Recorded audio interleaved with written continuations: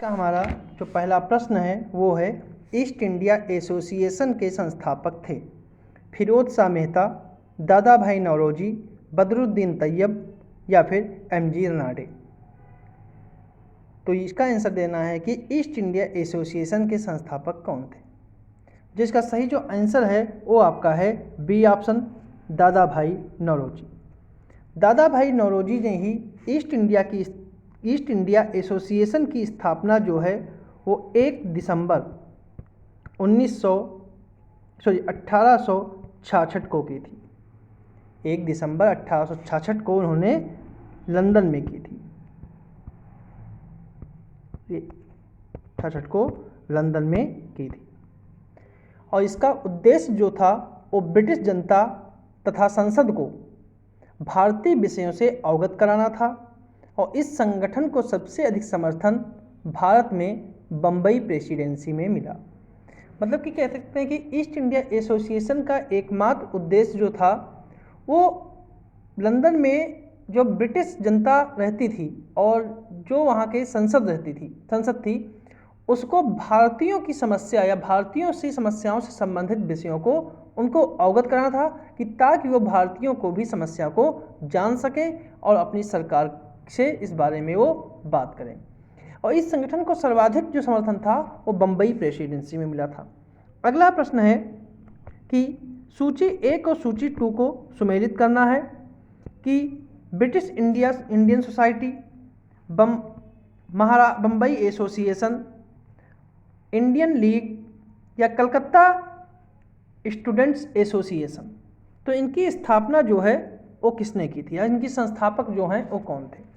तो अगर बात करें ब्रिटिश इंडियन एसोसिएशन की बात करें तो इसके संस्थापक जो थे वो राधाकांत देव थे। और बम्बई एसोसिएशन की स्थापना जो है वो दादा भाई नौरोजी ने की थी। इंडियन लीग की स्थापना जो है वो सुशील कुमार घोष ने की थी। और कलकत्ता स्टूडेंट्स एसोसिएशन की स्थापना जो है वो आनंद मोहन बोस ने की थी। तो इस प्रकार का सही जो आंसर है वो आपका सी ऑप्शन जो है वो पूर्णतया सही है। अगला प्रश्न है कि 1916 में कांग्रेस अधिवेशन की अध्यक्षता की नवाब सैयद मोहम्मद ने, भूपेंद्र नाथ बसु ने, एसपी सिन्हा ने या फिर अंबिकाचरण मजूमदार ने। 1916 में कांग्रेस अधिवेशन की अध्यक्षता की। जो 1916 का जो कांग्रेस अधिवेशन हुआ था, कांग्रेस अधिवेशन ये हुआ था लखनऊ में। ये लखनऊ में हुआ था और ये 1916 में हुआ था। और इसकी अध्यक्षता जो है वो डी ऑप्शन अंबिकाचरण मजूमदार ने की थी। इसी लखनऊ अधिवेशन में ही कांग्रेस और मुस्लिम लीग ने आपस में समझौता किया, जिसे लखनऊ समझौते के नाम से भी जानते हैं। और इसी अधिवेशन में कांग्रेस के गरम दल और नरम दल दोनों भी एक दूसरे के नज़दीक आए। अगला प्रश्न है, बाण सागर परियोजना से लाभान्वित राज्य कौन कौन से हैं। ऑप्शन है बिहार, उत्तर प्रदेश, झारखंड, मध्य प्रदेश या फिर छत्तीसगढ़। तो कूट के आधार पर चयनित करना है कि निम्नलिखित में से कौन सा कथन जो है या सही है। तो पहले जानते हैं बाण सागर परियोजना के बारे में। तो बाण सागर जो परियोजना है यह उत्तर प्रदेश और बिहार, उत्तर प्रदेश, बिहार और मध्य प्रदेश, मतलब इन 3 राज्यों की जो है वो संयुक्त परियोजना है। ठीक है, संयुक्त परियोजना है, इसलिए बिहार, उत्तर प्रदेश और मध्य प्रदेश, मतलब बी ऑप्शन इसका जो है वो सही है। और यह परियोजना जो है मध्य प्रदेश की गंगा घाटी में सोन नदी पर एक बहुउद्देशीय नदी घाटी परियोजना है। जो बाण सागर परियोजना है यह सोन नदी पर स्थित है और जो सोन नदी जो है गंगा घाटी में है। अगला प्रश्न है कि दर्रे से और कौन सा दर्रा किस राज्य में स्थित है। देवसा, खारदुंगला, मयाली दर्रा और सेला दर्रा। और अगर इन दर्रों की बात की जाए तो देवसा दर्रा जो है देवसा दर्रा। देवसा दर्रा जो है वो हिमाचल प्रदेश में है। खारदुंगला दर्रा जो है वो लद्दाख में है। मयाली दर्रा जो है वो उत्तराखंड में है। और सेला दर्रा जो है वो अरुणाचल प्रदेश में है। तो इसका सही जो आंसर है वो ए ऑप्शन जो है सही है। अगला प्रश्न है कि निम्नलिखित पर विचार कीजिए कि विवर्तनिक झीलों का निर्माण भूपृष्ठ के अवतलित होने से होता है और भारत में विवर्तनिक झील का प्रमुख उदाहरण महाराष्ट्र में लोनार झील है। कौन सा कथन सही है? केवल एक, केवल दो, दोनों या फिर दोनों नहीं। जिसका सही जो आंसर है वो आपका है केवल एक। मतलब पहला जो कथन है वही सही है, क्योंकि विवर्तनिक झीलों का निर्माण जो है, ठीक है, भूपृष्ठ के अवतलित होने से होता है और भारत में विवर्तनिक झीलों का जो उदाहरण है वो महाराष्ट्र की लोनार झील ना होकर जम्मू कश्मीर की उलर झील है। जम्मू कश्मीर की उलर झील है, क्योंकि जो महाराष्ट्र की लोनार झील है या ज्वालामुखी झीलों का निर्माण जो है और ज्वालामुखी के उद्गार शांत होने के पश्चात उनके मुख में वर्षा जल एकत्रित होने से होता है। अगला प्रश्न है कि सूची 1 सूची 2 को सम्मिलित करना है कि कौन सा खनिज किस राज्य में उत्पादित होता है, जैसे चांदी, तांबा, बॉक्साइट और चूना पत्थर। जो इसका सही सम्मिलित है, चांदी जो है वो राजस्थान में सर्वाधिक उत्पादित होती है, तांबा जो है वो मध्य प्रदेश, बॉक्साइट उड़ीसा और चूना पत्थर आंध्र प्रदेश। तो इसका सही सम्मिलित जो होगा वो आपका बी ऑप्शन जो है वो सम्मिलित है। अगला प्रश्न है सूची 1 और सूची 2 को सम्मिलित करना है। सूची 1 में जो है जलप्रपात हैं और सूची 2 में राज्य हैं। मतलब कि बुद्ध जलप्रपात, थलैयार जलप्रपात, बरकाना जलप्रपात और वझाचल जलप्रपात जो है किस राज्य में स्थित है। अगर इनको सम्मिलित किया जाए तो बुद्ध जलप्रपात जो है वो झारखंड में है। थलैयार जलप्रपात जो है वो तमिलनाडु में है। बरकाना जलप्रपात जो है वो कर्नाटक में है और वझाचल जलप्रपात जो है वो आपका केरल में है। इस प्रकार का सही आंसर जो है वो बी ऑप्शन है। अगला प्रश्न है निम्नलिखित में से कथनों पर विचार कीजिए कि भारत में सर्वाधिक महत्वपूर्ण गोंडवाना कोयला क्षेत्र दामोदर घाटी में झारखंड बंगाल पट्टी में स्थित है और टर्शियरी कोयला झारखंड पश्चिम बंगाल उड़ीसा में मुख्य रूप में पाया जाता है। तो कौन सा कथन जो है वो सही है? केवल एक, केवल दो, दोनों या फिर दोनों नहीं। जो इसका सही जो आंसर है वो आपका है ए ऑप्शन, केवल एक। क्योंकि गोंडवाना कोयले के निक्षेप के रूप में झारखंड, पश्चिम बंगाल, उड़ीसा, छत्तीसगढ़ और मध्य प्रदेश में अवस्थित है और भारत में सर्वाधिक महत्वपूर्ण गोंडवाना क्षेत्र दामोदर घाटी में झारखंड बंगाल पट्टी में स्थित है। टर्शियरी कोयला जो है वो असम, मेघालय, अरुणाचल प्रदेश में ही पाया जाता है, इसलिए दूसरा कथन जो है वो गलत है। अगला प्रश्न है सूची 1 और सूची 2 को सम्मिलित करें और नीचे दिए गए कूट की सहायता से सही उत्तर चुनें कि कौन सी ऋतु किस माह में आती है, बसंत, वर्षा, शरद या फिर हेमंत। जो इसका सही जो आंसर है वो है, आपका मिलान करेंगे तो वसंत जो है वो मार्च अप्रैल में आता है, वर्षा ऋतु जो है जुलाई अगस्त, शरद जो है सितंबर अक्टूबर और हेमंत जो है वो नवंबर दिसंबर। तो इसका सही जो आंसर है वो आपका सी ऑप्शन है। अगला प्रश्न है महावीर स्वामी वन्य जीव अभ्यारण्य ओखला पक्षी विहार और पटना पक्षी विहार कहाँ स्थित है? मध्य प्रदेश, बिहार, उत्तर प्रदेश या फिर उपयुक्त में से कोई नहीं। जिसका सही जो आंसर है वो आपका है सी ऑप्शन, उत्तर प्रदेश। क्योंकि महावीर स्वामी वन्यजीव अभ्यारण्य जो है, महावीर स्वामी वन्यजीव अभ्यारण्य है, यह आपका उत्तर प्रदेश के ललितपुर जिले में है। ओखला पक्षी विहार जो है ये गौतम बुद्ध नगर में है।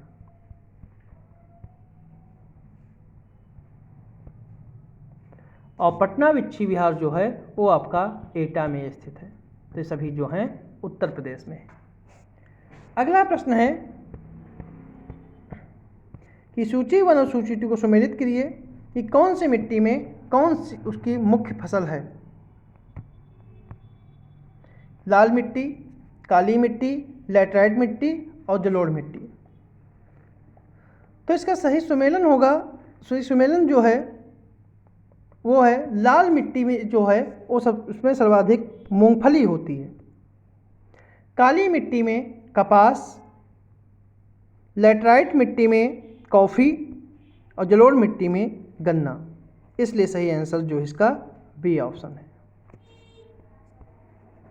अगला प्रश्न है सूची 1 और सूची 2 को सम्मिलित करिए। झीलें उनसे संबंधित राज्य हैं कि नागिन झील कहाँ है, फतेह सागर झील कहाँ है, देवताल कहाँ है और लोनार झील कहाँ है।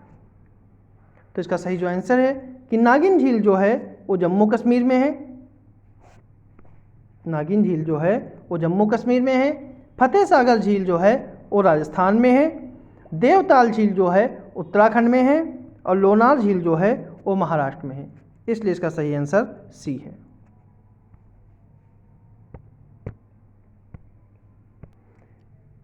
अगला प्रश्न है कि राष्ट्रीय आय की गणना के लिए निम्नलिखित में से किसका प्रयोग किया जाता है, किस विधि का प्रयोग किया जाता है। उत्पाद विधि, आय विधि, व्यय विधि या फिर उपरोक्त सभी। जो इसका सही जो आंसर है वो है आपका डी ऑप्शन। डी ऑप्शन उपरोक्त सभी। क्योंकि किसी भी देश, किसी भी अर्थव्यवस्था में देश के नागरिकों के द्वारा एक वित्तीय वर्ष में उत्पादित समस्त अंतिम वस्तुओं और सेवाओं का मूल्य, सेवाओं का कुल मूल्य, जिसे मौद्रिक मूल्य कहते हैं, राष्ट्रीय आय कहलाता है। मतलब कि कह सकते हैं किसी भी अर्थव्यवस्था में देश के नागरिकों के द्वारा एक वित्तीय वर्ष में उत्पादित समस्त अंतिम वस्तुओं और सेवाओं का कुल मौद्रिक मूल्य राष्ट्रीय आय कहलाता है। और भारत में राष्ट्रीय आय की गणना के लिए उत्पाद विधि, आय विधि और व्यय विधि का उपयोग किया जाता है। अगला प्रश्न है राष्ट्रीय स्टॉक एक्सचेंज की का संवेदी सूचकांक निर्भर करता है 30 कंपनियों के औसत मूल्य पर, 50 कंपनियों के औसत मूल्य पर, 25 कंपनियों के औसत मूल्य पर या फिर 100 कंपनियों के औसत मूल्य पर। इसका जो सही जो आंसर है वो आपका है बी ऑप्शन, 50 कंपनियों के औसत मूल्य पर। क्योंकि राष्ट्रीय स्टॉक एक्सचेंज का सबसे संवेदी सूचकांक जो है वह निफ्टी है और निफ्टी जो है 50 कंपनियों के औसत मूल्य पर निर्भर करता है। अगला प्रश्न है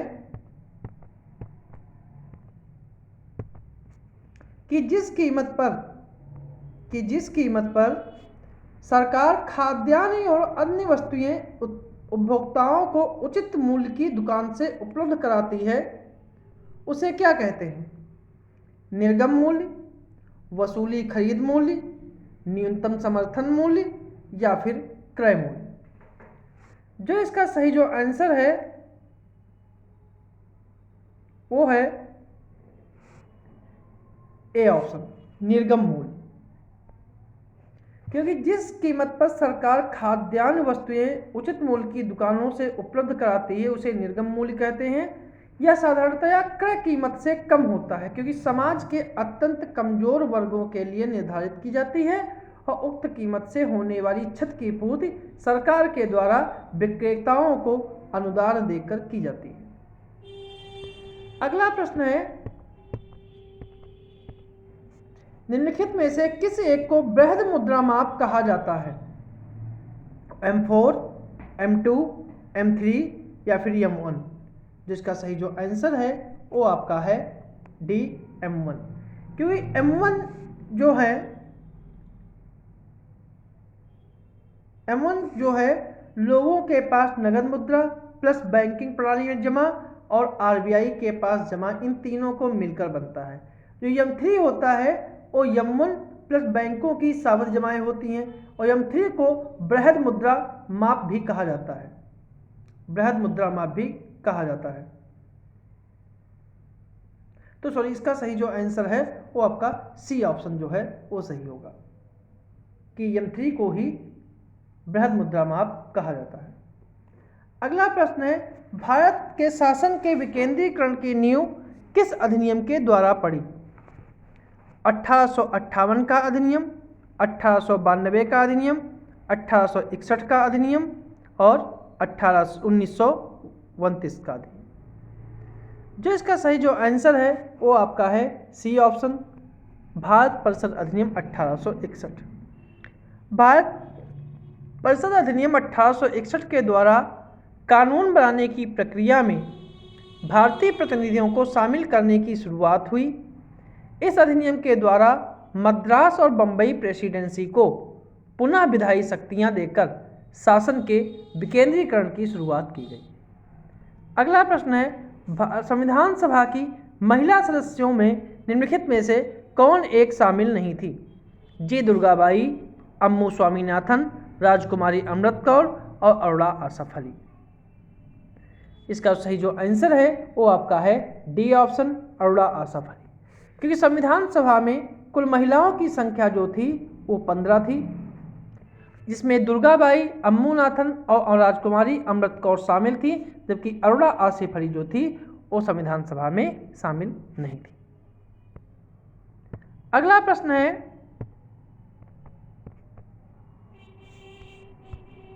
निम्नलिखित में से कौन सा सही युग्म सुमेलित नहीं है?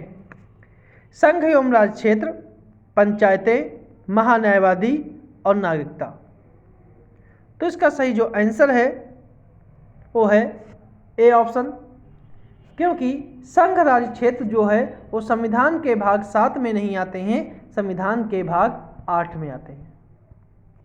संविधान का भाग 7 जो है वो राज्यों के वर्गीकरण से संबंधित था और इस भाग को राज्य पुनर्गठन आयोग या फिर फजल अली आयोग की सिफारिश पर 7वें संवैधानिक संशोधन 1956 में समाप्त कर दिया गया।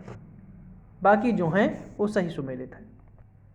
अगला प्रश्न है कि भारतीय संविधान के किस अनुसूची में विभिन्न राज्यों में अनुसूचित क्षेत्रों के प्रशासन और नियंत्रण के लिए विशेष उपबंध हैं? 7वीं, 5वीं, 3री या फिर 8वीं? तो इसका सही जो आंसर है वो आपका है बी ऑप्शन, 5वीं। क्योंकि संविधान की 5वीं अनुसूची में असम, मेघालय, त्रिपुरा, मिजोरम से भिन्न भारत के राज्यों के अनुसूचित क्षेत्रों, अनुसूचित जनजातियों के प्रशासन के नियंत्रण से संबंधित उपबंध लिए गए हैं। लेकिन असम, मेघालय, त्रिपुरा और मिजोरम, असम, मेघालय, त्रिपुरा, मिजोरम के क्षेत्रों को जो जनजातीय क्षेत्रों का प्रशासन है उसे 6ठी अनुसूची में दिया गया है और इन्हीं 4 राज्यों को छोड़कर जितने भारत के राज्यों में अनुसूचित क्षेत्रों जनजाति का प्रशासन है वो अनुसूची 5 में उसका वर्णन है। अगला प्रश्न है कि राज्यपाल की अध्यादेश जारी करने की शक्ति है? कार्यपालिका शक्ति है, न्यायिक शक्ति है, विधायी शक्ति है या फिर विवेकी शक्ति है? जिसका सही जो आंसर है वो आपका है सी ऑप्शन, विधायी शक्ति। क्योंकि संविधान की अनुच्छेद 213 है, उसके तहत राज्यपाल को अध्यादेश जारी करने का अधिकार दिया गया है। राज्यपाल के अध्यादेश जारी करने की शक्ति राज्य सूची और समवर्ती सूची के विषयों तक ही विस्तृत है और यह शक्ति उसकी जो है वो विधायी शक्तियों के अंतर्गत आती है। अगला प्रश्न है, निम्नलिखित में राज्यों को उनके गठन के अनुसार व्यवस्थित कीजिए कि किस राज्य का गठन किसके अनुसार हुआ है? अरुणाचल प्रदेश, नागालैंड, हिमाचल प्रदेश या फिर मेघालय? तो इसका जो सही मिलान करेंगे तो अरुणाचल प्रदेश का जो गठन है वो 1987 में हुआ। हिमाचल प्रदेश का गठन जो है वो 1971 को हुआ। मेघालय का गठन जो है वो 1972 को हुआ। और नागालैंड का गठन जो है वो नागालैंड का गठन जो है वो 1963 को हुआ। तो अगर सही सुमेलित किया जाए तो सही आंसर जो है वो डी ऑप्शन जो है वो सही है। अगला प्रश्न है, निम्नलिखित में कौन सा विषय संविधान के भाग 4 में बाद में नहीं जोड़ा गया? सामान्य न्याय, निःशुल्क विधिक सहायता, समान कार्य के लिए समान वेतन, उद्योगों के प्रबंध में कर्मकारों का भाग लेना और शोषण से बच्चों एवं वयस्कों की सुरक्षा। तो इसका सही जो आंसर है वो आपका है बी ऑप्शन, समान कार्य के लिए समान वेतन जो है वो संविधान में भाग 4 में बाद में नहीं जोड़ा गया था। अगर बाद में जोड़ने के लिए बात की जाए तो समान न्याय और समान निःशुल्क सहायता जो है वो अनुच्छेद 39 का में है। उद्योगों के प्रबंध में कर्मकारों का भाग लेना 43 का में है। और शोषण से बच्चों वयस्कों की सुरक्षा ये 39 चा में है। और ये तीनों जो हैं वो 42वें संवैधानिक संशोधन 1976 के द्वारा जोड़े गए थे। तो 39 का, 43 का और 39 का। अगला प्रश्न है, भारत के संविधान में धन का केंद्रीकरण ना हो सके यह किस एक में वर्णित है? समानता के अधिकार, कल्याण की अवधारणा, संपत्ति का अधिकार या फिर राज्य के नीति निर्देशक तत्व। जो इसका सही जो आंसर है वो आपका है डी ऑप्शन, राज्य के नीति निर्देशक तत्व। भारत के संविधान में धन का केंद्रीकरण न हो सके इसका जो वर्णन है वो अनुच्छेद 39 गा में दिया गया है कि राज्य इस प्रकार इस बात का ध्यान रखेगा कि संपत्ति और उत्पादन के साधनों का इस प्रकार केंद्रीकरण ना हो कि सार्वजनिक हित को किसी भी प्रकार की हानि पहुंचे। अगला प्रश्न है, संविधान का पालन करने, उसके आदर्शों, संस्थाओं, राष्ट्रध्वज और राष्ट्रगान का आदर करने के मूल कर्तव्य को किस स्थान पर रखा गया है? दूसरे, चौथे, पहले या फिर तीसरे? जिसका सही जो आंसर है वो आपका है सी ऑप्शन, पहले। मूल कर्तव्य जो हैं वो सोवियत संघ से लिए गए हैं और मूल कर्तव्य जो हैं स्वर्ण सिंह समिति की सिफारिश पर 42वें संवैधानिक संशोधन 1976 में जोड़े गए। जब जोड़े गए थे 1976 में तो उनकी संख्या 10 थी, लेकिन 86वें संवैधानिक संशोधन 2002 में 11वां मूल कर्तव्य जोड़ा गया और वर्तमान में आज 11 ही मूल कर्तव्य हैं। अगला प्रश्न है, नीचे दिए गए कथन एक कारक है कि अभिकथन है कि भारत का राष्ट्रपति तीनों सेनाओं का प्रधान सेनापति होता है और राष्ट्रपति की सैन्य विधायी पर नियंत्रण, राष्ट्रपति की सैन्य शक्ति विधायी नियंत्रण से स्वतंत्र है। तो कौन सा कथन जो है इसमें सही है? ए आर दोनों सही हैं, आर ए की सही व्याख्या करता है। ए आर दोनों सही हैं किंतु आर ए की सही व्याख्या नहीं करता है। ए सही है परंतु आर गलत है, ए गलत है परंतु आर सही है। तो कौन सा इसका सही? तो इसका सही जो आंसर है वो आपका है सी ऑप्शन, ए सही है परंतु आर गलत है। क्यों?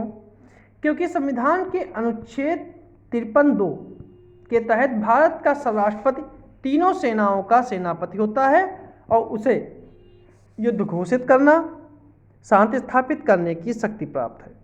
तो इसलिए पहला जो है वो सही है। दूसरा है कि राष्ट्रपति की सैन्य शक्ति जो है उसका प्रयोग संसद के द्वारा विधि बनाकर विनियमित या नियंत्रित किया जा सकता है। तो इसलिए दूसरा कथन जो है गलत है। अगला प्रश्न है, संविधान का कौन सा अनुच्छेद भारत के नियंत्रक एवं महालेखा परीक्षक के कर्तव्यों को निर्धारित करता है? 146, 148, 147 या फिर 149? जो इसका सही जो आंसर है वो आपका है 149। अब डी ऑप्शन इसका जो है वो सही है। अगला प्रश्न है, निम्नलिखित देशों में से कौन सा एक कैस्पियन सागर से सीमा साझा नहीं करता है? ईरान, अजरबैजान, तुर्कमेनिस्तान और उज्बेकिस्तान? जिसका सही जो आंसर है वो आपका है डी ऑप्शन, उज्बेकिस्तान। कैस्पियन सागर जो है वो विश्व की सबसे बड़ी झील है और इसके किनारे पर जो देश हैं उसमें आपका ईरान आता है। ईरान, अजरबैजान, तुर्कमेनिस्तान, रूस और कजाकिस्तान। कजाकिस्तान जैसे देश आते हैं। इसमें उज्बेकिस्तान का कहीं कोई नाम नहीं। अगला प्रश्न है, निम्नलिखित कथनों में कौन सा सही है कि दक्षिण पूर्व एशिया की सबसे लंबी नदी मेकोंग है और यह मर्तबान की खाड़ी में गिरती है? केवल एक, केवल दो, दोनों या फिर दोनों नहीं? जो इसका सही जो आंसर है वो आपका है ए ऑप्शन, केवल एक। क्योंकि मेकांग नदी जो है वो तिब्बत के पठार से निकलती है। मेकांग जो नदी है वो तिब्बत के पठार से निकलती है। तिब्बत के पठार से निकलती है और यह नदी जो है म्यांमार, लाओस, कंबोडिया और वियतनाम से होकर बहती है। वियतनाम से होकर बहती है और यह दक्षिण चीन सागर में गिरती है। मतलब मर्तबान की खाड़ी में नहीं गिरती है, यह दक्षिण चीन सागर में गिरती है। दक्षिण चीन सागर में गिरती है और यह दक्षिण पूर्वी एशिया की सबसे लंबी नदी है। यह दक्षिण में वियतनाम में डेल्टा बनाती है। तो इसका सही आंसर जो है केवल एक है। अगला प्रश्न है, सूचीबद्ध सूची को सुमेलित करना है कि गतिशील महाद्वीप किसे कहते हैं, द्वीपीय महाद्वीप किसे कहते हैं, दक्षिण विट्रिक किसे कहते हैं और अंध महाद्वीप किसे कहते हैं? तो गतिशील महाद्वीप जो है वो अंटार्कटिका को कहते हैं, क्योंकि बर्फ के कारण या कभी पिघलता है, कभी बनता है, कभी बिगड़ता है, तो इसे गतिशील महाद्वीप कहते हैं। द्वीपीय महाद्वीप जो है वो ऑस्ट्रेलिया को कहते हैं, क्योंकि यहाँ बहुत सारे छोटे छोटे द्वीप हैं। दक्षिण का ब्रिटेन न्यूजीलैंड को कहते हैं। न्यूजीलैंड की राजधानी वेलिंगटन है। वेलिंगटन द्वीप जो है वो भारत में स्थित है। अंध महाद्वीप जो है वो अफ्रीका को कहते हैं, इसलिए इसका सही आंसर जो है उस डी ऑप्शन है। अगला प्रश्न है, निम्नलिखित में कौन सा विकल्प काकेशस राज्यों को शामिल करता है? ऑप्शन है पहला Georgia, Serbia, Azerbaijan, Georgia, Armenia, Azerbaijan, Iran, Georgia, Armenia या फिर तुर्की, जॉर्जिया और अजरबैजान। जो इसका सही जो आंसर है वो आपका है B option, Georgia, Armenia, Azerbaijan. इन तीन राज्यों को काकेशस राज्यों की संज्ञा दी जाती है और ये तीनों जो हैं वो यूरोपीय महाद्वीप से संबंधित है। अगला प्रश्न है, उत्तरी अमेरिका की सबसे ऊंची चोटी स्थित है? रॉकी पर्वत में, अपलेशियन रेंज में, अलास्का रेंज में या फिर इनमें से कोई नहीं? जो इसका सही जो आंसर है, इसका जो सही आंसर है वो आपका है सी ऑप्शन, अलास्का रेंज। जो उत्तरी अमेरिका की जो सबसे ऊंची चोटी है जिसे कहते हैं माउंट मैककिंले। माउंट मैककिंले, इसकी ऊंचाई जो है 6194 मीटर है और यह अलास्का रेंज में स्थित है। अगला प्रश्न है, निम्नलिखित में से कौन सा एक युग्म सही सुमेलित नहीं है? मद्रास की संधि 1769, मंगलौर की संधि 1790, बनारस की संधि 1773, अलीनगर की संधि 1757। जिसका सही जो आंसर है वो आपका है बी ऑप्शन, मंगलौर की संधि 1790। यही जो है सुमेलित नहीं है, क्योंकि मंगलौर की संधि जो है अंग्रेज गवर्नर लॉर्ड मैकार्टनी और टीपू के बीच जो है वो 1784 में हुई थी, ना कि 1790 में हुई थी। इसी संधि के द्वारा दोनों पक्षों ने एक दूसरे के जीते हुए प्रदेश और बंदियों को मुक्त कर दिया था। अगला प्रश्न है, सूची 1 और सूची 2 को सुमेलित करना है कि कौन सी पत्रिका के संपादक कौन थे? जैसे द लीडर, कवि वचन सुधा, ज्ञान प्रदायिनी और बंबई दर्पण। तो इसका सही सुमेलन है कि द लीडर के जो संपादक हैं वो हैं मदन मोहन मालवीय, कवि वचन सुधा के हैं भारतेंद्र हरिश्चंद्र, ज्ञान प्रदायिनी के नवीन चंद्र राय और बंबई दर्पण के बाल शास्त्री जाम्बेकर। जो इसका सही आंसर है वो आपका है बी ऑप्शन। अगला प्रश्न है, लॉर्ड कैनिंग के संदर्भ में कथनों पर विचार कीजिए कि विधवा पुनर्विवाह अधिनियम कैनिंग के समय पारित हुआ, पंजाब में कूका विद्रोह, असम में चाय खेती को प्रोत्साहन और कलकत्ता, बंबई, मद्रास में विश्वविद्यालयों की स्थापना। तो कौन सा कथन सही है? 2 3 4, 1 2 3 4, 1 2 3, 1 3 4 या फिर उपरोक्त सभी। जो इसका सही जो आंसर है वो आपका है सी ऑप्शन 1 3 4, क्योंकि पंजाब में कूका विद्रोह जो है लॉर्ड कैनिंग का जो कार्यकाल था वो था 1856 से लेकर 1861, ठीक है, सॉरी 62, 1862। और 1857 में विद्रोह के समय लॉर्ड कैनिंग ही गवर्नर था। असम में चाय और नीलगिरी की खेती को इसने ही प्रोत्साहित किया था। विधवा पुनर्विवाह लॉर्ड कैनिंग के समय ही हुआ। कलकत्ता, बंबई, मद्रास विश्वविद्यालय की स्थापना इसके शासनकाल में, लेकिन पंजाब में कूका विद्रोह जो था वो 1840 में हुआ। यही जो है सही सुमेलित नहीं है, बाकी जो है वो कैनिंग से संबंधित है। अगला प्रश्न है, निम्नलिखित कथनों पर विचार कीजिए कि कूका आंदोलन की शुरुआत 1850 में हुई, नील आंदोलन बंगाल में नदिया जिले में प्रारंभ हुआ, एका आंदोलन अवध के किसानों का आंदोलन था और पावना आंदोलन के प्रमुख नेता ईशान चंद्र राय थे। ईशान चंद्र राय और शंभूपाल थे। कौन सा कथन सही है? 3 4, 1 2 4 या 1 2 3 4? जो इसका सही जो आंसर है वो आपका है सी ऑप्शन 2 3 4, क्योंकि कूका आंदोलन की शुरुआत जो है वो 1850 में ना होकर 1840 में हुई थी, इसलिए कथन जो है गलत है। और कूका आंदोलन की शुरुआत जो है वो की थी भगत जवाहर मल ने, भगत जवाहर मल ने, और बाद में इसे जो कूका आंदोलन है उसको बाबा राम सिंह ने इसे प्रचारित किया था या इसे आगे बढ़ाया था। अगला प्रश्न है, संघ और उनके समाज और उनके संस्थापक, जैसे सेवा समिति का गठन किसने किया? भारतीय सेवक संघ का गठन किसने किया? सेवा सदन का। और धर्म सभा का गठन किसने किया? तो इसका सही जो आंसर है कि सेवा समिति की स्थापना जो है वो हृदयनाथ कुंजरू ने की थी। भारत सेवक संघ की स्थापना गोपाल कृष्ण गोखले ने की थी। सेवा सदन वीएम मालाबारी ने की थी और धर्म सभा की स्थापना राधाकांत देव ने की थी, इसलिए इसका सही आंसर जो है वो डी ऑप्शन है।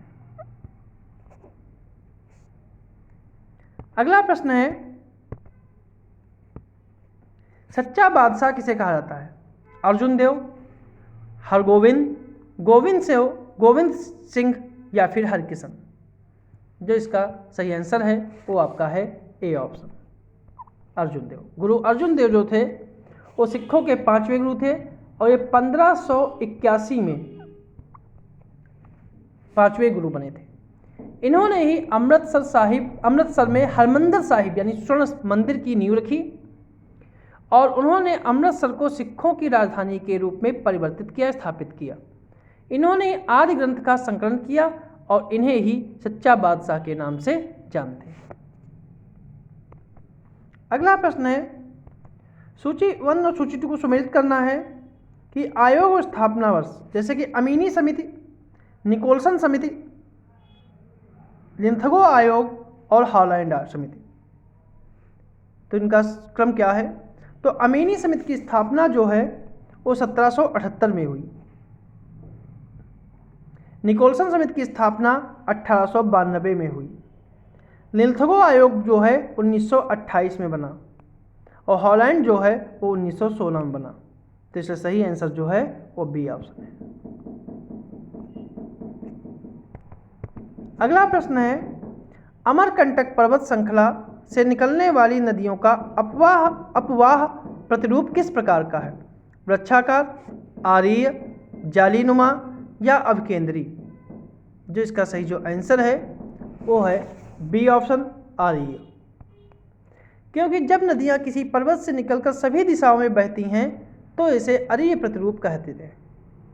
अमरकंटक पर्वत श्रृंखला से निकलने वाली नदियां इस अपवाह प्रतिरूप को अच्छी उदाहरण होती हैं।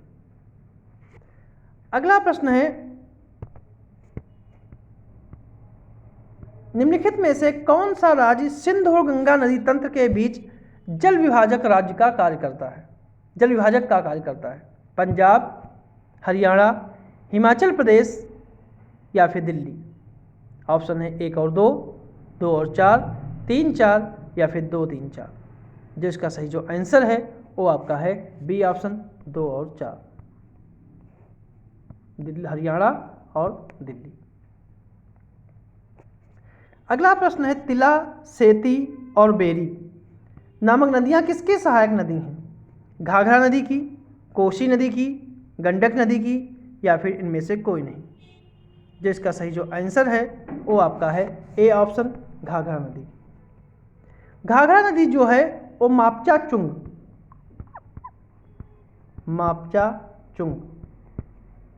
हिमनद से निकलती है और तिल, सेती और बेरी नामक सहायक नदियों का जल ग्रहण करने के बाद सीसा पानी के स्थान है वहां से एक महाखड्ड का निर्माण करते हुए मापचाचुंग पर्वत से निकल जाती है। अगला प्रश्न है, तमिलनाडु तटवर्षा क्षेत्र में शुष्क रहता है, इसके लिए उत्तरदायी कारकों पर विचार कीजिए कि तमिलनाडु तट बंगाल की खाड़ी की मानसूनी पवनों के समांतर पड़ता है। दूसरा है कि यह दक्षिण पश्चिम मानसून की अरब सागर शाखा के वृष्ट क्षेत्र में स्थित है। ऑप्शन है केवल 1, केवल 2, दोनों या फिर दोनों नहीं। जो इसका सही जो आंसर है वो आपका है सी ऑप्शन, ए और 2 दोनों। अगला प्रश्न है, भूकंप से संबंधित निम्न के कथन में कौन सा सही नहीं है? कि भूकंप का अधिकेंद्र उद्गम केंद्र के ठीक ऊपर होता है, प्राथमिक तरंगे ध्वनि तरंगों की भांति व्यवहार करती हैं और द्वितीयक तरंगे केवल द्रव माध्यम से ही गुजर सकती हैं या फिर इनमें से कोई नहीं?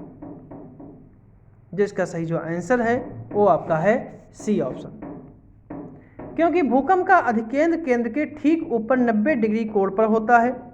भूकंप तरंगे 3 प्रकार की होती हैं, प्राथमिक तरंगे जिन्हें पी कहते हैं, द्वितीयक तरंगे जिन्हें यस कहते हैं और तृतीयक जिन्हें सतही तरंगे कहते हैं उन्हें एल से प्रदर्शित करते हैं। ठीक है, और यल तरंगे ही सबसे जो पी तरंगे हैं वो ध्वनि तरंगों की भांति जो है वो व्यवहार करती हैं और पी तरंगे जो हैं वो गैस, द्रव और ठोस तीनों में से गुजर सकती हैं। धरातल पर सबसे पहले जो है पी तरंगे ही पहुंचती हैं। द्वितीयक तरंगे जो जिन्हें यस से सेकेंडरी जो होती हैं उनको केवल ठोस पदार्थ के माध्यम से ही होकर गुजरती हैं, जबकि यल तरंगे जो होती है वो सतही तरंगे होती हैं और सबसे ज़्यादा विनाशकारी यही तरंगे होती हैं। अगला प्रश्न है, निम्नलिखित क्षेत्रों में से युग्मों में से कौन सा एक सही सुमेलित नहीं है? अमेजन घाटी, बोरो जनजात, जायरे घाटी पिग्मी जनजाति, मलाया क्षेत्र सेमांग और कालाहारी बद्दू। तो कौन सा सुमेलित नहीं है? जो इसका सही जो आंसर है वो आपका है डी ऑप्शन, क्योंकि बोरो जो है वो बोरो जनजाति जो है वो अमेजन घाटी में पाई जाती है। पिग्मी जो है जनजाति जायरे घाटी में पाई जाती है। सेमांग जो है वो मलेशिया में, और जो बद्दू जो हैं वो अरब में पाए जाते हैं, अरब में पाए जाते हैं। और कालाहारी में जो है वो बुशमैन जाति पाई जाती है, बुशमैन जो है वो जनजाति पाई जाती है, इसलिए इसका सही आंसर जो है वो डी होगा। अगला प्रश्न है,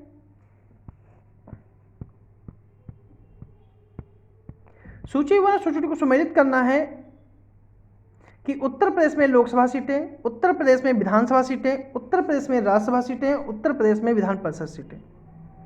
तो इसी को सुमेलित करना है। तो इसको सुमेलित करने के लिए उत्तर प्रदेश में लोकसभा सीटों की संख्या जो है वो 80 है, विधानसभा सीटें 403 हैं, राज्यसभा सीटें जो हैं वो 31 हैं और विधान परिषद की सीटें 100 हैं। तो इस प्रकार जो है इसका सही सुमेलन जो है वो ऑप्शन जो है वो सी ऑप्शन है। अगला प्रश्न है, निम्नलिखित में से किस वेद में यज्ञ के नियम और विधि विधानों का संकलन मिलता है? ऋग्वेद, सामवेद, यजुर्वेद या फिर अथर्ववेद? जो इसका सही जो आंसर है वो आपका है सी ऑप्शन, यजुर्वेद। अगला प्रश्न है, निम्नलिखित युग्म में कौन सा सही सुमेलित नहीं है?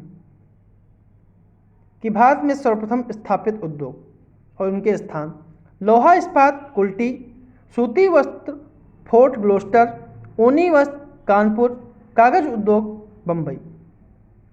जो इसका सही जो आंसर है वो आपका है डी ऑप्शन, क्योंकि कागज उद्योग की सबसे पहले स्थापना जो है वो 1832 में पश्चिम बंगाल में हुई थी, और पश्चिम बंगाल में एक स्थान है जिसका नाम है श्रीरामपुर, यहाँ उसकी स्थापना हुई थी। बाकी जो हैं वो सही सुमेलित है। अगला प्रश्न है, निम्नलिखित कथनों पर विचार कीजिए कि इसके सर्वाधिक संख्या में समस्थानिक पाए जाते हैं या प्रथम मानव निर्मित तत्व है? एंटीमनी, स्टेरिन, पोलोनियम या फिर जर्कोनियम? जो इसका सही जो आंसर है, ये दोनों कथन जो हैं वो पोलोनियम को इंगित करते हैं, इसलिए इसका सी ऑप्शन सही है। आज का आखिरी प्रश्न है कि फिजी द्वीप समूह जो गन्ने की खेती के लिए प्रसिद्ध है, इसका किसका भाग है? माइक्रोनेशिया, पोलोनेशिया या मेलानेशिया, या फिर इनमें से कोई नहीं? इसकी सही आंसर जो है वो आपका है सी ऑप्शन, मेलानेशिया।